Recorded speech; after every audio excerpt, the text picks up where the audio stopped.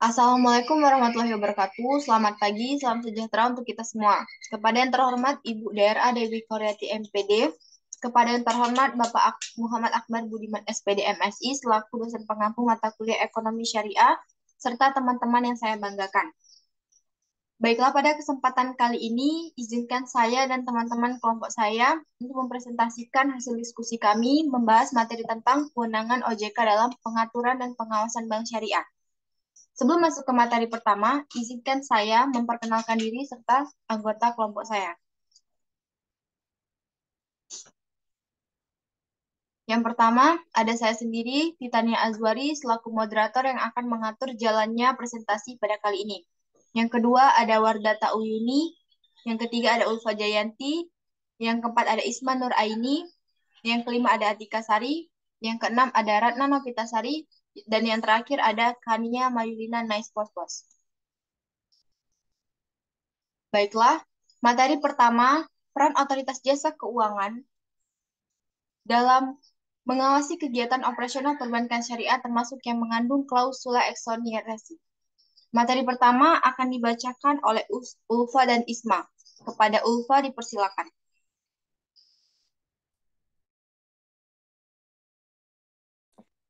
Baiklah, terima kasih Titania. Saya akan membacakan materi pertama mengenai peran Otoritas Jasa Keuangan atau OJK dalam mengawasi kegiatan operasional perbankan syariah termasuk yang mengandung klausula eksonerasi. Bank Indonesia memiliki fungsi pengaturan dan pengawasan terhadap perbankan, termasuk perbankan syariah dan unit usaha syariah. Hal ini diatur dalam Undang-Undang Nomor 23 Tahun 1999 yang telah diubah dengan Undang-Undang Nomor 6 Tahun 2009. Pengawasan terhadap bank syariah dan unit usaha syariah juga dilakukan oleh Bank Indonesia seperti pada perbankan konvensional. Untuk melaksanakan tugas tersebut, Bank Indonesia memiliki Departemen Perbankan Syariah yang terdiri dari 4 divisi. Divisi Penelitian, Pengembangan, dan Pengaturan Perbankan Syariah, Divisi Pengawasan Bank Syariah, Divisi Informasi Perbankan Syariah, dan Divisi Perizinan Administrasi dan Dokumentasi Perbankan Syariah. Undang-Undang Nomor 6 Tahun 2009 tentang Bank Indonesia mengatur bahwa fungsi pengawasan akan diserahkan kepada lembaga pengawasan sektor jasa keuangan yang independen dan dibentuk dengan undang-undang. Undang-Undang Nomor 21 Tahun 2011 tentang Otoritas Jasa Keuangan mengokohkan kedudukan lembaga OJK sebagai lembaga keuangan yang independen dengan fungsi pengaturan, pengawasan, pemeriksaan, dan penyidikan pada sektor perbankan, pasar modal, perasuransian, dana pensiun, lembaga pembiayaan, dan lembaga keuangan lainnya. Namun, fungsi pengaturan dan pengawasan tidaklah sepenuhnya diberikan kepada OJK. OJK dan Bank Indonesia bekerja sama dalam pengaturan dan pengawasan sektor keuangan, tetapi memiliki tugas yang berbeda. OJK bertanggung jawab untuk melakukan pengaturan dan pengawasan mikroprudensial, termasuk kelembagaan, kesehatan, aspek kehati-hatian, dan pemeriksaan bank. Sedangkan tugas dan wewenang Bank Indonesia adalah dalam pengaturan dan pengawasan makroprudensial. Dalam melakukan pengawasan makroprudensial, OJK berkoordinasi dengan Bank Indonesia melalui moral suasion kepada perbankan. OJK melakukan pengawasan bank dengan dua pendekatan, yaitu pengawasan berdasarkan kepatuhan atau CBS dan pengawasan berdasarkan risiko atau RBS.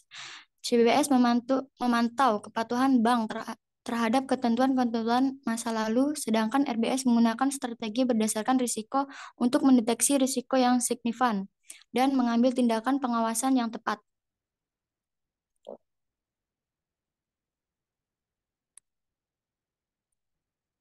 Baiklah, materi selanjutnya akan dipaparkan oleh Isma. Kepada Isma, saya persilahkan. Baiklah, adapun tujuan OJK dibentuk adalah sebagai berikut. Yang pertama ialah terselenggara secara teratur, adil, transparan, dan akuntabel. Yang kedua, mampu mewujudkan sistem keuangan yang tumbuh secara berkelanjutan dan stabil. Serta yang ketiga, mampu melindungi kepentingan konsumen dan masyarakat. Maka, dengan tujuan tersebut, diharapkan OJK dapat menjalankan fungsinya dengan baik menjadi lembaga keuangan yang memiliki peran penting meningkatkan perekonomian di Indonesia, menjaga kepentingan nasional, dan menjaga segala kegiatan sektor jasa keuangan berjalan dengan baik dan sesuai aturan termasuk hubungan lembaga keuangan termasuk perbankan syariah dengan nasabah. Akan tetapi, OJK masih dirasa kurang berkompeten dalam mengawasi kegiatan operasional perbankan syariah ditandai dengan masih banyaknya kasus-kasus yang melibatkan perbankan syariah yang ditandai dengan kasus-kasus masih banyaknya kasus-kasus yang melibatkan perbankan syariah sebagai pelaku usaha yang melakukan pelanggaran dalam akadnya. OJK diharapkan menjadi lembaga yang mampu melindungi segala kepentingan para pihak dalam sektor jasa keuangan dan mampu menjalankan perannya dalam mengawasi terlaksananya kegiatan operasional perbankan syariah dengan baik dan sesuai aturan yang berlaku termasuk atas penyalahgunaan wewenang perbankan syariah sebagai pihak yang memiliki kedudukan lebih tinggi dalam membuat perjanjian baku yang menerapkan klausula eksonerasi atau pengalihan tanggung jawab yang merugikan nasabah. Baiklah, itu saja penjelasan dari saya. Saya kembalikan kepada moderator.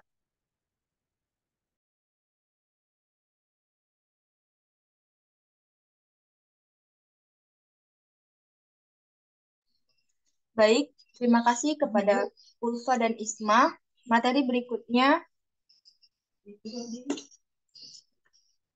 tentang fungsi pengawasan Otoritas Jasa Keuangan terhadap lembaga perbankan syariah yang akan dibacakan oleh Wardata dan Atika. Kepada Saudari Wardata, saya persilakan.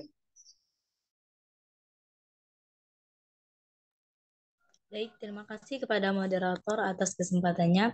Baiklah, saya akan membacakan materi mengenai fungsi pengawasan otoritas jasa keuangan terhadap lembaga perbankan syariah.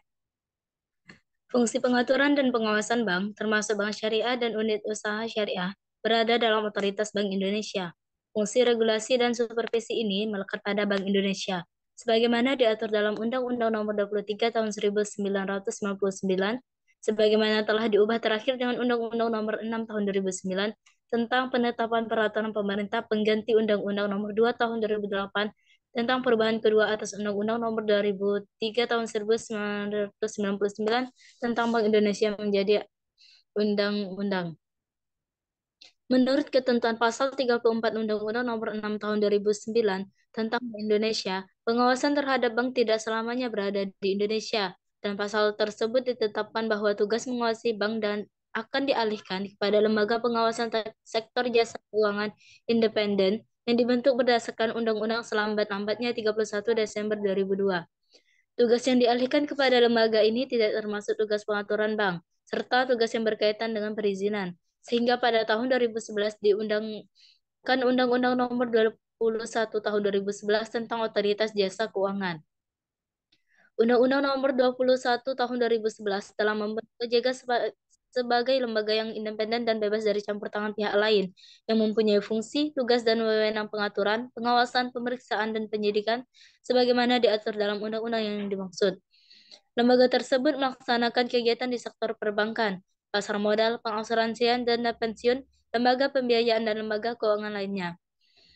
Selain itu, pasal 40 Undang-Undang OJK lebih lanjut mengatur bahwa untuk melaksanakan fungsi, tugas, dan wewenangnya, misalnya dalam rangka penyusunan peraturan pengawasan, Bank Indonesia tetap berwenang untuk melaksanakan pemeriksaan terhadap bank dengan menyampaikan secara tertulis terlebih dahulu kepada OJK.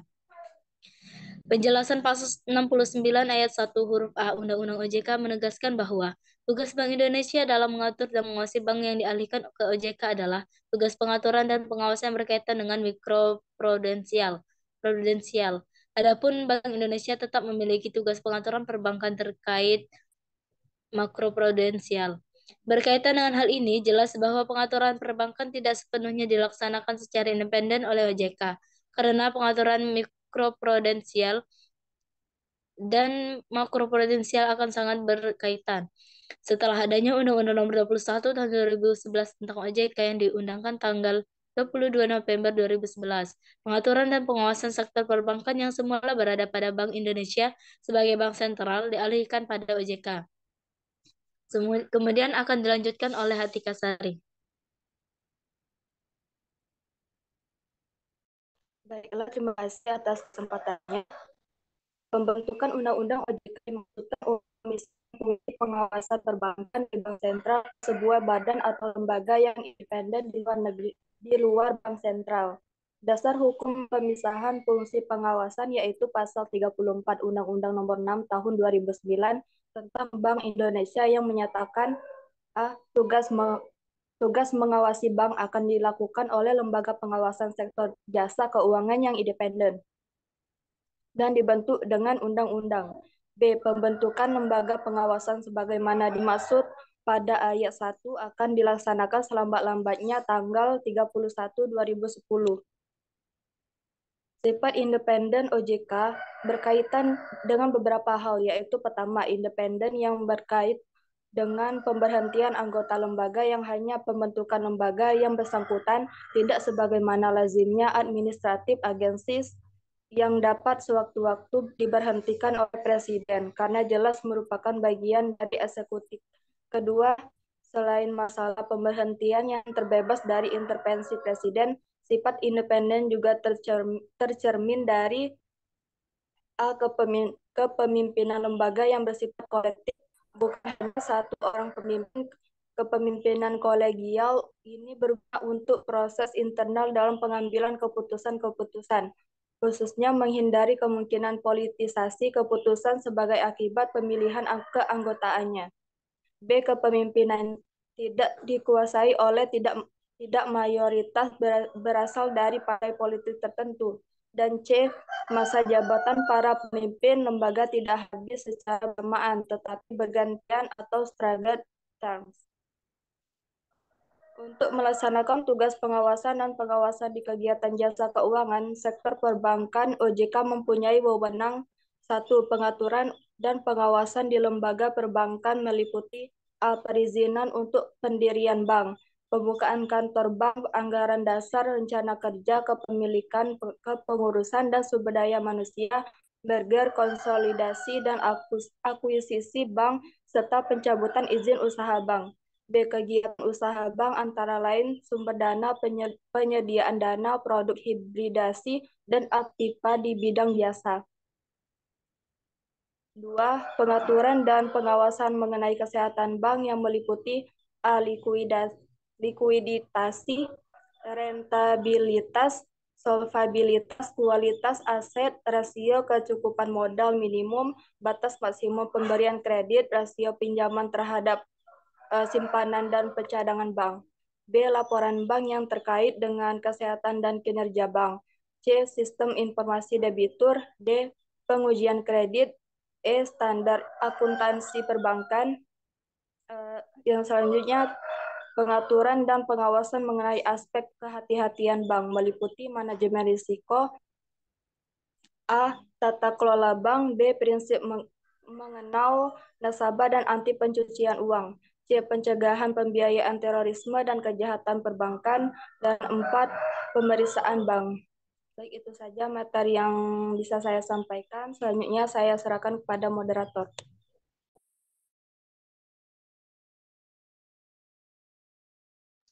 Baik, terima kasih Wardata dan Atika.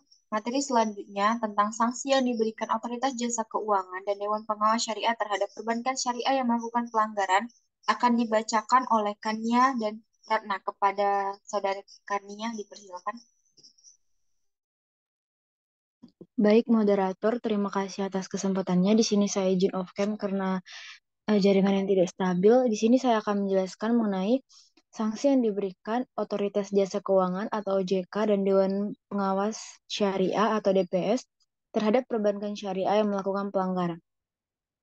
Dalam Kamus Besar Bahasa Indonesia diartikan sebagai tanggungan untuk memaksa orang menepati perjanjian atau menaati ketentuan undang-undang. Menurut Shanturi, sanksi pada umumnya merupakan alat pemaksa agar seseorang menaati norma-norma yang berlaku. Adapun sanksi memiliki 3 unsur yang melekat di dalamnya, yaitu 1. Sanksi merupakan reaksi, akibat atau konsekuensi dan pelanggaran atau penyimpangan kaidah sosial, baik kaidah hukum maupun kaidah non-hukum. 2. Sanksi merupakan kekuatan atau alat kekuasaan untuk melaksanakan ditaatinya kaidah sosial tertentu. 3. Khusus mengenai sanksi hukum, pada garis besarnya dapat dibedakan atas 1. Sanksi privat dan sanksi publik. Setiap yang bersalah dan melanggar aturan yang berlaku akan dikenakan sanksi. Setiap lembaga jasa keuangan termasuk perbankan syariah yang melakukan pelanggaran dalam menjalankan kegiatan operasionalnya akan dikenakan sanksi oleh lembaga-lembaga yang memiliki kewenangan untuk mengatur dan mengawasinya. Jika kita berbicara mengenai perbankan syariah, maka ada dua lembaga yang berhak mengatur dan mengawasi kegiatan perbankan syariah dan juga berwenang memberikan sanksi terhadap perbankan syariah yang melanggar ketentuan yang berlaku. Lembaga tersebut adalah Otoritas Jasa Keuangan dan Dewan Pengawas Syariah. Otoritas Jasa Keuangan atau OJK. Otoritas Jasa Keuangan atau OJK sebagai lembaga keuangan yang memiliki fungsi mengatur dan mengawasi yang memiliki kewenangan memberikan sanksi kepada perbankan syariah sebagai pelaku usaha yang melakukan pelanggaran sebagaimana dijelaskan dalam pasal 9 huruf G Undang-Undang Nomor 21 Tahun 2011 tentang Otoritas Jasa Keuangan yang menyatakan bahwa OJK berwenang menetapkan sanksi administratif terhadap pihak yang melakukan pelanggaran terhadap peraturan perundang-undangan di sektor jasa keuangan. Apabila terjadi sengketa yang merugikan nasabah disebabkan pelanggaran yang dilakukan oleh perbankan syariah selaku pelaku usaha, maka sengketa harus diselesaikan di dalam lembaga jasa keuangan atau LJK yang berkaitan terlebih dahulu kepada kemudian jika tidak terjadi kesepakatan di antara para pihak, maka para pihak diberikan kewenangan untuk menyelesaikan sengketa di luar pengadilan melalui pengadilan. Penyelesaian sengketa di luar pengadilan dapat dilakukan dengan memohon kepada OJK untuk memfasilitasi penyelesaian sengketa. Adapun bentuk sanksi administratif telah diatur oleh Otoritas Jasa Keuangan Nomor 1 PJOK 07/2013 tentang perlindungan konsumen sektor jasa keuangan pasal 53 yang menyatakan sanksi administrasi yang diberikan berupa 1. Peringatan tertulis, 2. Denda yaitu kewajiban untuk membayar sejumlah yang tertentu, 3. Pembatasan kegiatan usaha, 4. Pembukuan kegiatan usaha, dan 5. Pencabutan izin kegiatan usaha.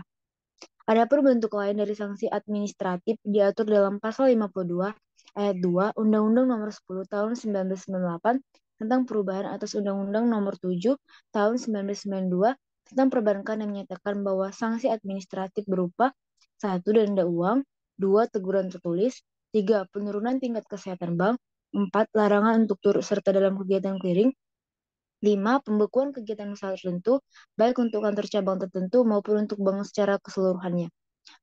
Lalu selanjutnya itu pemberhentian pengurus bank dan selanjutnya menunjuk dan mengangkat pengganti sementara sampai rapat umum pemegang saham atau rapat anggota koperasi mengangkat pengganti yang tetap dengan persetujuan Bank Indonesia. Yang terakhir yaitu pencantuman anggota, pengurus, pegawai bank, pemegang saham dalam daftar yang tertera di bidang perbankan. Baik, materi yang selanjutnya akan dijelaskan oleh Saudari Ratna Novitasari. Baik, terima kasih. Di sini saya akan menjelaskan tentang Dewan Pengawas Syariah. Secara umum, pengawasan bank syariah dilakukan oleh Bank Indonesia atau BI sebagai otoritas pembina dan pengawas bank yang saat ini kewenangan tersebut dilakukan kepada Otoritas Jasa Keuangan. Namun, secara khusus dilakukan oleh Dewan Pengawas Syariah atau DPS. Jadi setiap perseroan yang menjalankan kegiatannya berdasarkan prinsip-prinsip syariah wajib memiliki Dewan Pengawas Syariah atau DPS. Adanya Dewan Pengawas Syariah atau DPS ini merupakan salah satu hal pokok yang membedakan antara bank konvensional dengan bank syariah.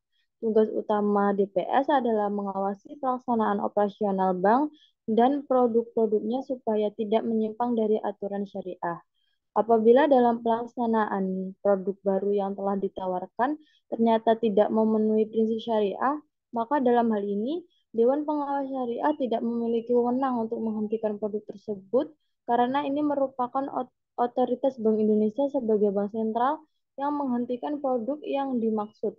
Pada penjelasan tersebut, maka dapat disimpulkan bahwa DPS memiliki kewenangan untuk mengawasi segala kegiatan perbankan syariah berjalan sesuai dengan prinsip syariah dan DPS wajib melaporkan hasil audit atau hasil pengawasan tersebut kepada Bank Indonesia yang pada saat ini telah dihitung tugaskan kepada OJK. Apabila terdapat pelanggaran yang dilakukan oleh perbankan syariah yang tidak menerapkan atau melanggar prinsip-prinsip syariah dalam kegiatannya, maka sanksi akan diberikan oleh OJK sebagai lembaga yang memiliki kewenangan memberikan sanksi kepada lembaga jasa keuangan. Dalam hal ini, perbankan syariah akan dalam hal ini, perbankan syariah sebagai lembaga pengawas yang tidak dapat memberikan sanksi kepada perbankan syariah. Penerapan klausula eksonerasi atau pengalihan tanggung jawab dalam klausula baku yang merupakan pelanggaran yang dibuat oleh perbankan syariah sebagai pelaku usaha, DPS wajib memberikan atau melaporkan hasil pengawasannya yang menyatakan perbankan syariah telah melakukan pelanggaran dan diserahkan kepada otoritas jasa keuangan sebagai lembaga yang berwenang untuk memberikan sanksi kepada perbankan syariah tersebut.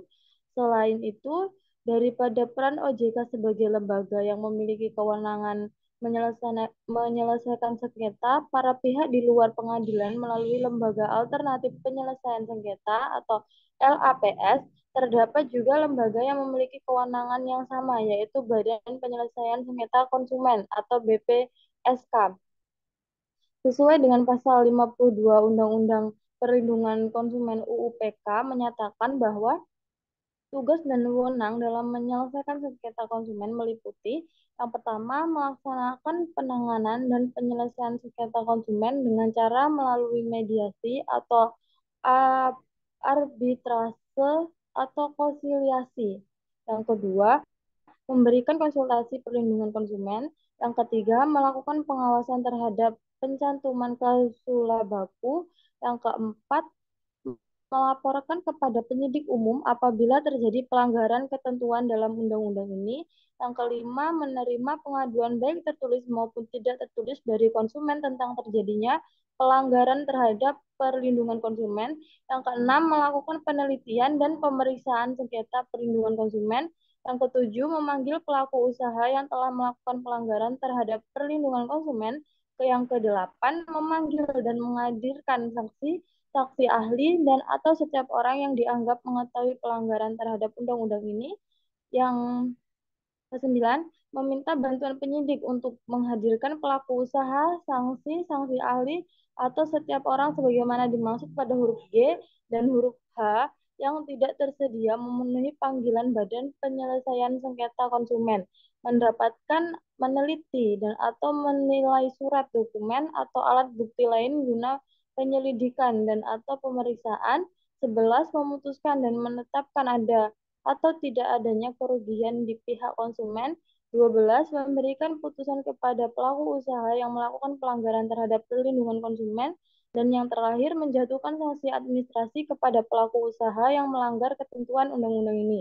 Sekian penjelasan dari saya kembalikan lagi ke moderator.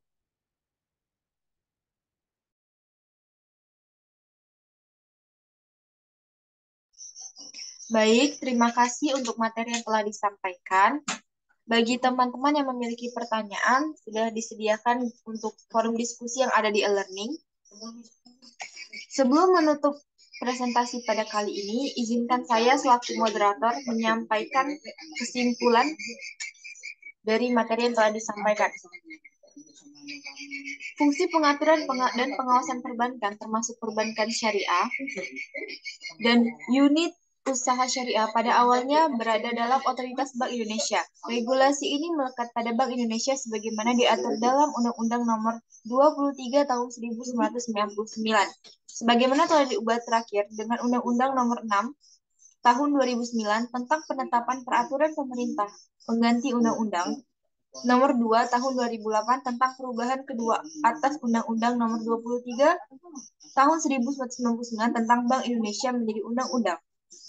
Pengawasan terhadap bank syariah dan unit usaha syariah juga dilakukan Bank Indonesia. Sebagaimana pada perbankan konvensional, untuk melaksanakan kepentingan tersebut, Bank Indonesia sebagaimana pada perbankan konvensional. Sebagai yang bersalah dan melanggar aturan yang berlaku akan dikenakan sanksi. Setiap lembaga jasa keuangan termasuk perbankan syariah yang melakukan pelanggaran dan menjalankan kegiatan peroperasionalan akan dikenakan sanksi oleh lembaga-lembaga yang memiliki kewenangan untuk mengatur dan mengawasinya. Baiklah, terima kasih. Sekian kesimpulan serta materi yang telah kami sampaikan. Selaku moderator, saya tutup presentasi kali ini. Apabila ada kesalahan, kami mohon maaf. Mewakili teman-teman yang bertugas, saya akhiri. Wabillahi taufiq wal hidayah. Wassalamualaikum warahmatullahi wabarakatuh.